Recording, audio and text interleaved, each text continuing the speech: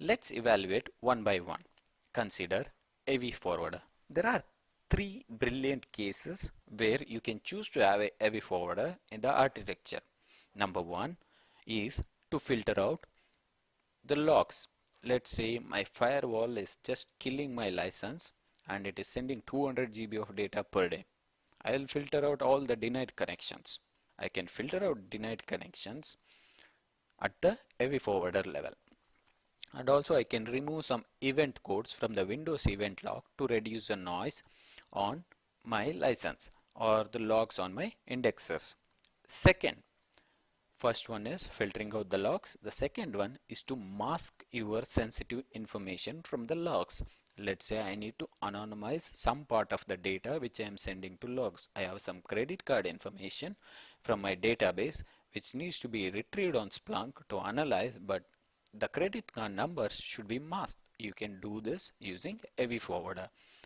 Going to the third point is having a heavy forwarder can add major performance boost for your indexer, because imagine indexer is receiving 200 syslog inputs. Your IOs or the precious IOPS, input output operations per second, it's like gold for your indexer. The more it has, the more efficient it is. When you are receiving 200 different syslog inputs or 200 from 200 different IPs on the indexer, your indexer is reading from 200 different sources, or let's say it is trying to read, for this example we'll consider it is committing 200 read operations for just receiving those logs, which is highly acceptable because I have only 1000 left for processing, for storing, for fetching the results and giving it to my searcher. So what do? I place a AV forwarder, intercept all this 200, reduce the noise, initially parse the logs, break down into pieces, then I'll feed it to my indexer. This will add good performance boost and releases some of your IOs from your indexer, which is done by your AV forwarder. To go through all these three cases where you need AV forwarder is: one, to filter out the noise in the logs; second, to mask sensitive information in the logs; third, to boost your indexer performance. These are the three cases where you can justify for having or evaluate successfully for having a AV forwarder. The next one is evaluating the need for deployment server and the license master. Remember, deployment server is a must in large scale deployment where you will be having hundreds of forwarders to manage along with your Splunk instance. Deployment server will be your friend, which can help in changing the configuration of large number of clients. When I say clients, it can be your universal forwarder, it can be your indexer, it can be your searcher, it can be your AV forwarder.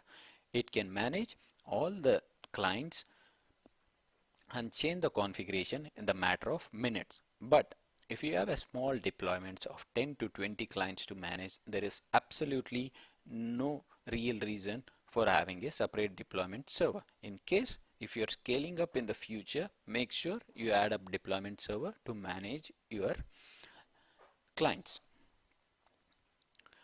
And also one point to remember about deployment server is, in a large scale environment, deployment server plays a vital role in managing the entire Splunk infrastructure and its clients. And now coming to the license manager. This component, as we already know, it keeps track of license utilization by communicating to all our indexers. Most of these cases, this is an optional, since either searcher, either indexer or your deployment server can carry out this licensing function. This license master functionality is very minimal when compared to other components. In most of the environment or organization, you can see it is usually clubbed along with your searcher or your indexer. And the next and the last option before moving on to storage calculation is clustering and high availability. We will be discussing more about clustering in a separate module. As of now, we'll proceed with why we need clustering in Splunk. There are two main reasons for considering clustering and high availability. Number one is availability of your data, so that if any single instance of your indexer goes down, there should not be any impact, or search results should be retrieved from one indexer, so that if I have two indexers in my environment, let's say I don't have clustering and high availability enabled, the indexer has like 50% of data at any point of time. If one indexer goes down, I get only 50% of results, which is not accurate. That is one scenario to go for a clustering. The second option is the integrity of data, so that the file system gets corrupted. You're not able to restore the data on one of the indexer. That shouldn't give you a chance to lose 50% of your data, but if you have clustering enabled, it should be available on other indexers. These are some of the major factors to know before designing an architecture.